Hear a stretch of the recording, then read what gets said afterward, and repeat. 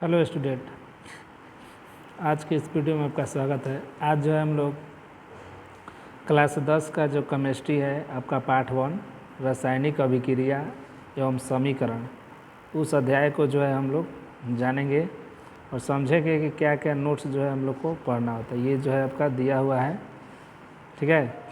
तो आपका उस इक्वेशन को जो है हम लोग जानेंगे। ये जो आपका लेसन दिया हुआ है, ठीक है। तो चलिए हम लोग जानेंगे आपका रासायनिक अभिक्रिया एवं समीकरण, ठीक है। तो यहाँ पर जो आपका दिया हुआ है, यहाँ पर जो आपका दिया हुआ है रासायनिक समीकरण किसे कहा जाता है, ठीक है।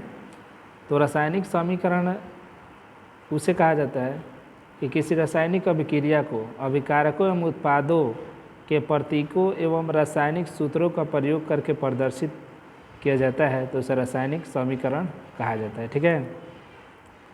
यानी कहने का मतलब है कि रासायनिक सूत्र का प्रयोग करके, ठीक है, और जो भी आपका प्रोडक्ट है और रिएक्टेंट जो होता है आपका अभिकारक और प्रतिफल, उसके सूत्रों के प्रयोग करके जब प्रदर्शित करेंगे तो उसका नाम जो है आपका क्या हो जाएगा आपका, तो रासायनिक समीकरण हो जाएगा, ठीक है। इसे जो है आपका रासायनिक समीकरण कहा जाता है। ये रासायनिक समीकरण है, ठीक है। तो हम लोग जो है अब इसका जैसे में देख लेंगे। तो जैसे में जो है आपका क्या है, तो जैसे में आपका रासायनिक समीकरण जो है आपका, ठीक है, रासायनिक समीकरण का जैसे में हम देखेंगे। जैसे कि जिंक है आपका, जिंक है तो जिंक और प्लस में जो है आपका क्या है H2SO4 है।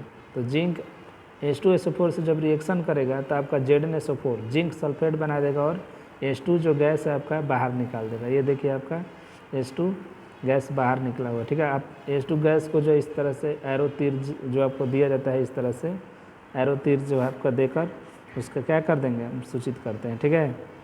तो इस तरह से हम लोग जो है इसका जान गए, ठीक है।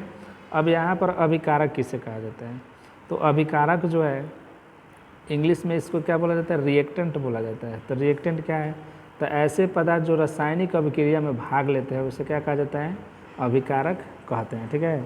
जो रासायनिक अभिक्रिया में भाग लेता है उसे हम अभिकारक कहते हैं। जैसे कि आपका यहाँ पर दिया हुआ है Zn प्लस H2SO4 एरो आपका ZnSO4 प्लस H2, जैसे कि ऊपर वाला जो रिएक्शन होता है आपका, ये वाला जो रिएक्शन है यहाँ पर जो लिखा हुआ है वो रिएक्शन हम यहाँ पर भी लिखे हैं, ठीक है। तो जो आपका पहले भाग ले रहा है तो अभिकारक कौन हुआ, जिंक और H2SO4 भाग ले रहे हैं तो ये अभिकारक हो जाएगा, ठीक है। इसके बाद जो आपका ZnSO4 H2 बना है, तो जो अभिक्रिया में भाग लेता है उसी का नाम क्या है आपका, अभिकारक है। अब हम लोग जानेंगे कि उत्पाद क्या है, ठीक है। तो उत्पाद ऐसे पदार्थ जो रासायनिक अभिक्रिया के संपूर्ण होने पर प्राप्त होते हैं, ठीक है। मतलब रासायनिक अभिक्रिया के फलस्वरूप जो पदार्थ नया बनता है उसे हम क्या कहते हैं, आपका उत्पाद कहते हैं, प्रतिफल कहते हैं, प्रोडक्ट कहते हैं, ठीक है।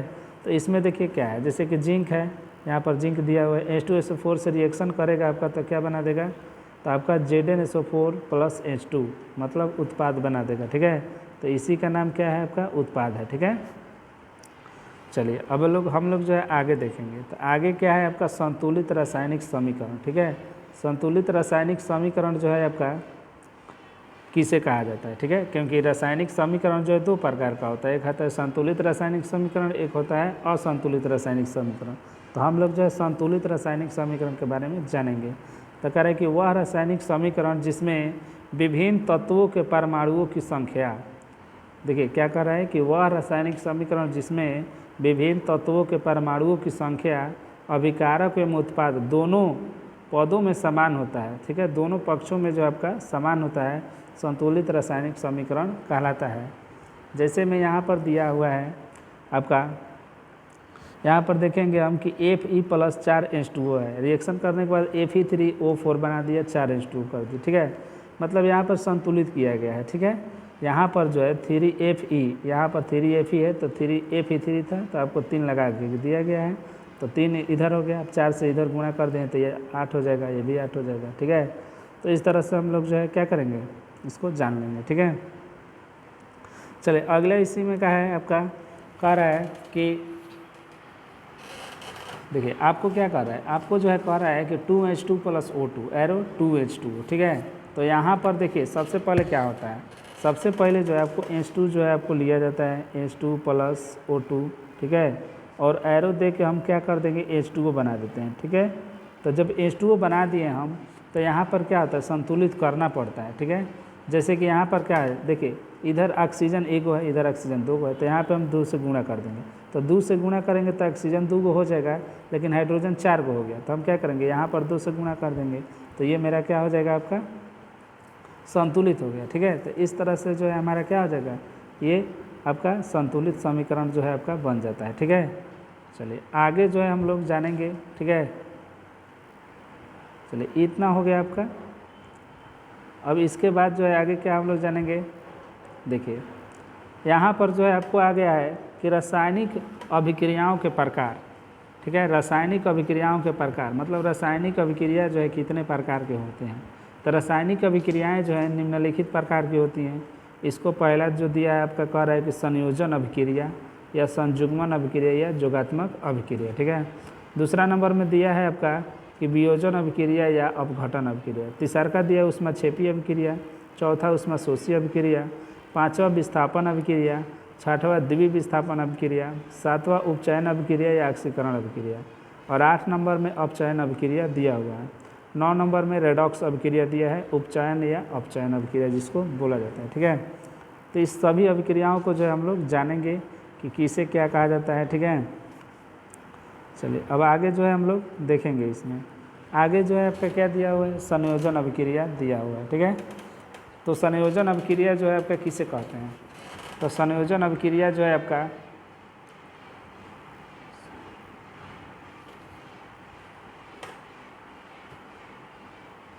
देखिए यहाँ पर जो है आपको आगे हम लोग जानेंगे संयोजन अभिक्रिया। तो संयोजन अभिक्रिया किसे कहते हैं, तो कह रहे हैं कि इस अभिक्रिया में 2 या 2 से अधिक अभिकारक मिलकर, ठीक है, इस अभिक्रिया में जो है 2 या 2 से अधिक अभिकारक मिलकर एकल उत्पाद का निर्माण करते हैं। ऐसी अभिक्रिया को संयोजन अभिक्रिया कहा जाता है। जैसे कोयले का दहन, यहाँ पर जो है आपको कोयले का दहन दे दिया है, ठीक है। तो कोयले का दहन जो दिया है आपका, तो देखिए यहाँ पर जो है कोयले का दहन दे दिया है, ठीक है। ये जो है आपका कोयले का दहन दे दिया है। तो कोयले का दहन में जो है आपको कोयले के दहन में क्या दिया हुआ है, तो कोयले के दहन में आपका दिया है कि कार्बन प्लस ऑक्सीजन दिया हुआ है। तो कार्बन प्लस ऑक्सीजन मिलकर क्या बनाता है, CO2, यानी कार्बन